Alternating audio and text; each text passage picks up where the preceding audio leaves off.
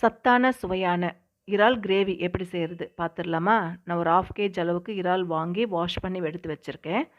ஒரு பேன்ல ஆயில் விட்டுட்டு, சோம்பு, பட்டை, கசகசா சேர்த்துக்கிறேன். 2 வெங்காயம் பொடிசா கட் பண்ணி சேர்த்துக்கிறேன். வெங்காயம் நல்லா வதங்கட்டும். இப்போ சால்ட்டு, மஞ்சள் தூள் சேர்த்துக்கிறேன். கறிவேப்பிலை சேர்த்துக்கிறேன். வெங்காயம் நல்லா வதங்கினதுக்கப்புறமா தக்காளி சேர்த்துக்கிறேன். நான் 2 தக்காளி பொடிசா கட் பண்ணி சேர்த்துருக்கேன். இஞ்சி பூண்டு பேஸ்ட்டு சேர்த்துக்கிறேன்.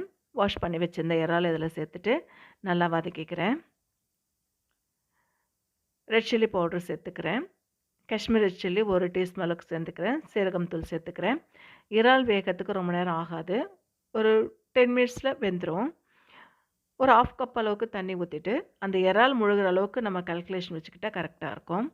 தண்ணி ஊற்றிட்டு ஒரு 10 நிமிஷம் கழித்து கரம் மசாலா தூவிட்டு, அதோட கொத்தமல்லி தூவிட்டா சூப்பரான இறால் கிரேவி ரெடி ஆகிடும்.